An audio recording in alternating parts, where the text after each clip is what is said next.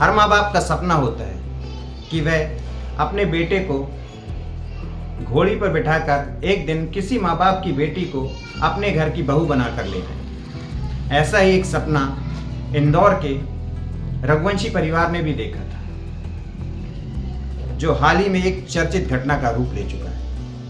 आइए इस बारे में जानते हैं। शादी के 9 दिन बाद राजा रघुवंशी अपनी पत्नी सोनम रघुवंशी के साथ हनीमून मनाने अपने घर से 2172 किलोमीटर दूर मेघालय की राजधानी शिलोंग में जा रहे थे। रास्ते में एयरपोर्ट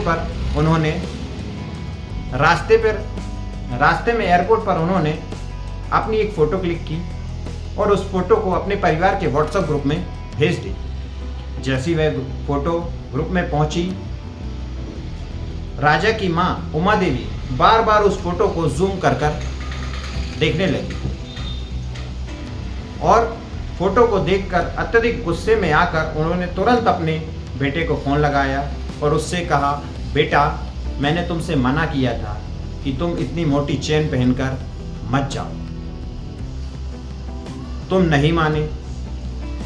तुम जानते हो ना यह चेन कितनी महंगी है और आज के समय में लोगों की नीयत बहुत खराब है। कहीं वह तुम पर हमला ना कर दे, तुम्हें कुछ हो ना जाए। माँ का दिल है, घटना होने से पहले ही उसका आभास उसको होने लगता है। शायद ऐसा ही राजा की माँ को भी हुआ। लेकिन राजा ने कहा, माँ, मैं भी चेन साथ में नहीं लाना चाहता था, लेकिन सोनम जिद कर रही थी कि तुम अपनी ज्वेलरी अपने साथ लेके चलो, क्योंकि यह ज्वेलरी तुम पे बहुत अच्छी लगती है। इसमें तुम बहुत सुंदर लगते हो, हैंडसम लगते हो। माँ ने कहा, ठीक है बेटा, कोई बात नहीं, लेकिन तुम अपना ख्याल रखना और जैसे ही तुम्हें मौका मिले इस चेन को छुपा कर रख लेना और रास्ते में जहाँ पे भी तुम जाओ इसे अपने साथ कैरी करके मत ले जाना, मुझे डर लगता है। माँ बार बार जब भी उसकी राजा से बात होती थी या अपनी बहू से बात होती थी, वह हमेशा उससे पूछती थी कि वह चैन कहाँ है, उसे घर छोड़कर आए हो, उसे रख कर आए हो, उसे संभाल कर रख दिया। लेकिन यह दोनों दंपत्ति हमेशा बात को टाल जाते थे। 23 मई 2025 को दोपहर 1:45 पर राजा की माँ उमा देवी की आखिरी बात अपनी बहू से हुई। इसके बाद राजा का कुछ पता नहीं चला, यहाँ तक इनकी बहू का भी कोई पता नहीं चला। पता चला कुछ दिन बाद तो बेटे की लाश का। बेटे की लाश जब घर आई तो परिवार का रो रो कर बुरा हाल हो गया। होता भी क्यों ना, घर का 28 साल का एक लड़का अब इस दुनिया को छोड़कर जा चुका था और बहू का पता नहीं था। आज की इस कहानी में हम समझने की कोशिश करेंगे कि आखिरकार सोनम ने यह कत्ल क्यों किया, किससे करवाया, या इसके पीछे क्या कारण था और अभी इसमें क्या क्या जानकारी मिलना बाकी है। नमस्कार, जय श्री राम। मैं आशीष मिश्रा आपका अपने नए चैनल अपडेट 24 में स्वागत करता हूँ। यह घटना है मध्य प्रदेश की इंदौर शहर की। दरअसल जब भी रामनवमी का त्यौहार मनाया जाता है तो एक समाज के लोग अपनी वैवाहिक पत्रिका छपवाते हैं, जिसमें वर वधू की योग्यता, उनकी जन्मतिथि, उनकी फोटो और परिवार के सदस्यों की जानकारी, उनकी परिवार का क्या कारोबार है, इसकी सारी जानकारी उस पत्रिका में होती है। तभी एक पत्रिका में राजा रघुवंशी की नज़र पड़ती है, जिसमें एक लड़की जिसकी उम्र लगभग 25 साल की होती है, उस लड़की को वह देखता है जिसका नाम सोनम रघुवंशी है। राजा की उम्र भी लगभग 28 साल की है। वह अपने पिता से कहता है, जो कि ट्रांसपोर्ट कारोबारी हैं, ये 3 सगे भाई हैं, पैसों की कोई कमी नहीं है, अच्छा खासा ट्रांसपोर्ट का व्यापार है।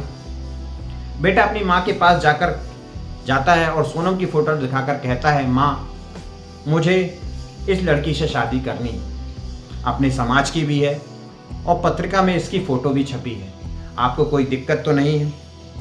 माँ को भी लड़की पसंद आ जाती है। परिवार को फ़ोन लगाया जाता है, बातचीत होती है और लड़का लड़की के परिवार वाले पंडित जी को बिठाकर एक दिन शादी की तारीख तय करते हैं। परिवार धूमधाम से शादी करते हैं और चूंकि लड़की पढ़ी लिखी थी, वह शादी के बाद ही घूमने जाने के लिए जिद करने लगती है। लेकिन पंडित जी ने यह कहा था कि 5 जून के पहले राजा का या सोनम का घर से बाहर जाना खतरनाक हो सकता है। लेकिन सोनम नहीं मानी। उसने मेघालय की शिलोंग राजधानी में टिकट बुक कर दी। चूंकि टिकट बुक हो चुकी थी, राजा भी कुछ कर नहीं सकता था। वह अपनी पत्नी के आगे झुक गया और 20 मई को ये लोग शिलोंग के लिए निकल गए। सबसे पहले ये कामाख्या मंदिर गए। चूंकि पत्नी चाहती थी कि राजा ने कामाख्या मंदिर नहीं देखा है, इसलिए पहले कामाख्या देवी के मंदिर पहुंचा जाए। ये दोनों कामाख्या मंदिर गए, उसके बाद शिलोंग के लिए निकल गए। शिलोंग पहुंचते ही इन्होंने परिवार को फिर फोन लगाया। फोन लगाकर इन्होंने पल पल की जानकारी अपने परिवार को दी कि हम कहाँ जा रहे हैं, कैसा हो रहा है, कैसे घूम रहे हैं, क्या खा रहे हैं। एकादशी का व्रत हुआ। सास ने कहा, बेटा एकादशी का व्रत हो तो कुछ खा पी जरूर लेना, दही ही खा लेना। तब लड़की ने कहा कि माँ, घूमने के चक्कर में क्या मैं 11 छोड़ दूंगी? नहीं, मैं अपनी 11 जरूर करूंगी, उपवास जरूर रहूंगी। क्योंकि यह व्रत लड़की के अनुसार राजा के लिए वह रह रही थी। 20 मई को घर से निकलकर माँ कामाख्या देवी के मंदिर का दर्शन करने के बाद वे शिलोंग पहुंचे।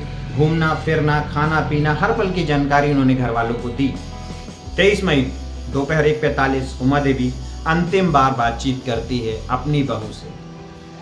इसके बाद दोनों का कोई पता नहीं चलता और जो होता है वह बहुत भयावह होता है। 25 मई 2025 लड़की का भाई गोविंद और लड़के का भाई विपिन शिलोंग के लिए आनन फानन में निकलते हैं और वहाँ अपने भाई बहन को ढूंढने लग जाते हैं। अब वहाँ पर NDRF, SDRF, लोकल पुलिस की सहायता ली जाती है। वहाँ के अधिकारी भी इन दोनों की तलाश में जुट जाते हैं। क्योंकि शुरुआत में पुलिस शायद कोई मदद नहीं कर रही थी, तब मामला बहुत तूल पकड़ता हुआ जा रहा था। वहाँ पर दोनों भाइयों ने यूट्यूबर्स की मदद ली और मामला तूल पकड़ने लगा। यह जानकारी गृह मंत्री अमित शाह जी को लगी और फिर गृह मंत्री जी ने सीधा मेघालय के मुख्यमंत्री जी को फोन किया। फिर शायद मीडिया को भी इसकी जानकारी लगने लगी और पल पल की जानकारी हम आप सबको मिलने लगी। आखिरकार लगातार दिन बीतते गए और 2 जून को दूल्हे की लाश मेघालय प्रदेश के जिला पूर्वी खासी हिल्स में थाना सोहरा के एक इलाके बोईसा डोंग की गहरी खाई के अंदर मिलती है।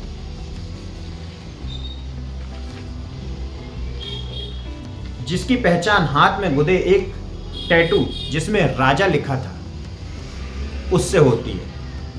यही राजा रघुवंशी की लाश है। अब मामला ज्यादा हाईलाइट इसलिए हो जाता है क्योंकि पास ही में एक काले रंग का जैकेट जो लाल रंग की डुअल जैकेट है और वहाँ सफेद रंग की एक शर्ट भी मिलती जिसमें खून के छींटे भी लगे हुए होते हैं। यह पत्नी सोनम रघुवंशी की शर्ट व जैकेट होती है।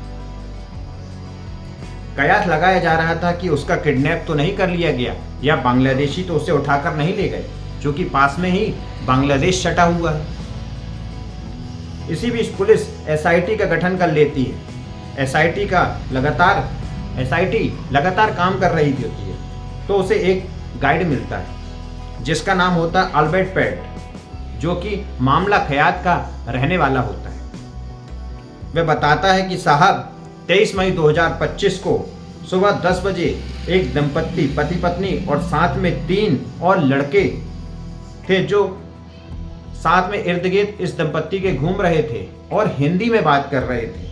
मुझे कुछ समझ में नहीं आ रहा था। चूंकि गाइड इंग्लिश में या मेघालय की लोकल लैंग्वेज ही जानता था, इसलिए उसे उसकी कोई भी भाषा का समझ नहीं आ रही थी। मैंने उनसे कहा कि मैं आपकी कोई मदद कर सकता हूं, लेकिन वह मुझसे बोले कि मुझे आपकी कोई आवश्यकता नहीं है, मैं आपकी कोई मदद नहीं चाहता, और वह वहां से लड़का चला गया। तब वहां एक और गाइड वसाई उनकी मदद करता है और वे वहां से चले जाते हैं। जब लाश मिलती है और गाइड से पता चलता है कि तीनों लड़के दंपत्ति के साथ में थे, ये नए लोग थे, तो जिस इलाके में ये लोग घूम रहे थे उसकी सीसीटीवी निकाली जाती है, सीसीटीवी खंगाली जाती है, और एक सीसीटीवी में लगभग 4 मिनट 53 सेकंड का एक वीडियो मिलता है जिसमें दंपत्ति दिखाई दे रहे हैं। राजा स्कूटी चला रहा है, पीछे स्कूटी में बैठी हुई सोनम है, और इसके पास ही एक अल्टो में एक लड़का बैठा हुआ है जो कि इन पर नजर बनाए हुए रखा हुआ है, और एक लड़का गाड़ी में बैठा हुआ है। इससे पुलिस को शक होता है और पुलिस अपना काम शुरू कर देती है। पुलिस अपनी टेक्निकल टीम को एक्टिवेट करती है। टेक्निकल टीम मेघालय में आने जाने वाले सभी प्रदेश या अन्य प्रदेश के लोगों का डाटा निकालती है। इस डाटे में उन्हें यह पता चलता है कि यूपी के ललितपुर का एक गांव दिगवार, यहाँ का रहने वाला एक लड़का जो कि पुलिस का सस्पेक्ट होता है, इसकी जब मोबाइल की डिटेल निकाली जाती है तो उसकी बात इंदौर के राज कुशवाहा से होती हुई दिखाई पता चलती है, जिसके संपर्क में विशाल चौहान नाम का लड़का भी होता है। ये तीनों आपस में संपर्क में थे। राज कुशवाहा के बारे में पता चलता है कि राज कुशवाहा सोनम के पिता की फैक्ट्री में मैनेजर है और सोनम भी वहां पे एचआर है।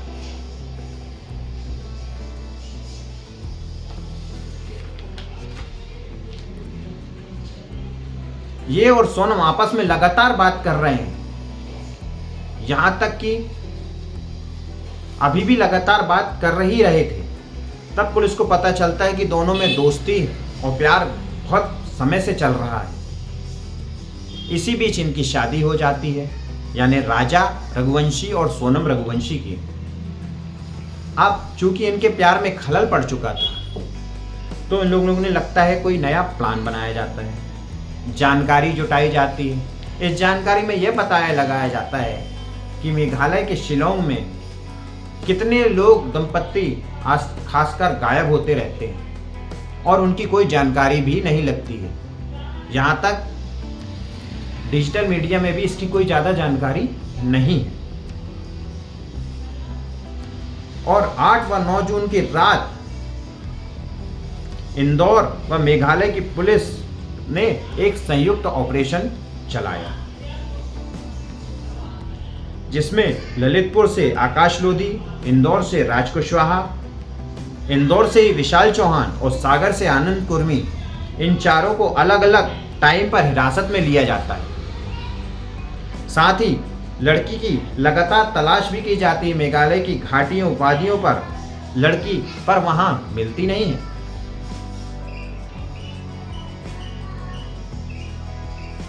लड़की मिलती है तो हजारों किलोमीटर दूर।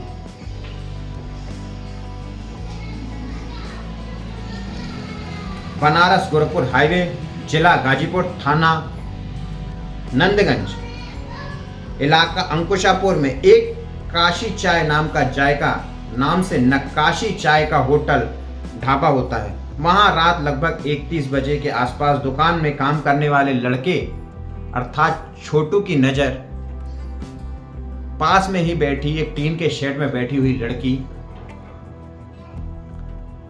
जो कि काली टी शर्ट और जीन्स पहने हुए पर उसकी नजर पड़ती है। वह लड़की छोटू को बदहवास सी लगती है। कुछ पूछने पर वह कुछ नहीं बताती है। छोटू तुरंत अपने मालिक के पास जाता है, जिसका नाम साहिल यादव है। साहिल यादव को जैसे ही इस बात की जानकारी लगती है, वह तुरंत लड़की के पास पहुंचता है और उससे कहता है कि आपको कोई मदद चाहिए। तब लड़की रोते रोते कहती है कि मुझे अपना मोबाइल दे दें, मुझे एक वीडियो कॉल करना है, मुझे अपना मोबाइल दीजिए, मुझे एक कॉल करना है, मुझे अपने परिवार को कॉल करना है। वह तुरंत अपने भाई को फ़ोन लगाती है। चूँकि भाई उस समय मेघालय की वादियों में अपनी बहन को ढूंढ रहा होता है और वह विश्वास नहीं करता है कि मेरी बहन इतनी दूर 1100 किलोमीटर दूर कैसे पहुंच गई। वह बहन से कहता है कि तुम मुझे वीडियो कॉल करो। जब वीडियो कॉल होता है तो लड़के को विश्वास होता है, भाई गोविंद को विश्वास होता है। वह तुरंत इंदौर की पुलिस को फ़ोन लगाता है। इंदौर की पुलिस गाजीपुर की पुलिस को फ़ोन लगाती है और पुलिस जब मौके पर पहुंचती है तो भाई से बातचीत के दौरान लड़की बार बार बेहोश हो जाती है। रात के 3 बजे नज़दीकी पुलिस स्टेशन के SHO पहुंचते हैं, क्योंकि 112 नंबर पर फ़ोन किया गया था। पुलिस सीधा जिला अस्पताल लड़की को लेकर जाती है, वहां उसका चेकअप करवाती है और फिर स्थिति देखकर उसे सखी वन स्टॉप सेंटर, जो कि महर्षि विश्वामित्र कॉलेज परिसर में है, वहां उसे रखा जाता है। इसके बाद पूरे भारत में लड़की मिलने की चर्चा शुरू हो जाती है। पहले जिस लड़की के मृत होने का अंदाजा लगाया जा रहा था, पर ऐसा कुछ नहीं हुआ। वह लड़की जिस रूप में मिलती है, इसकी किसी ने कल्पना भी नहीं की थी। चूंकि सारा मामला मेघालय पुलिस का है, इसलिए मेघालय पुलिस को लड़की सौंप दी जाती है। अब आगे मेघालय पुलिस ही लड़की व चारों लड़कों से पूछताछ करेगी और पल पल की घटना की जानकारी लेगी और तभी पता चलेगा कि एक्चुअल में राजा रघुवंशी के साथ हुआ क्या।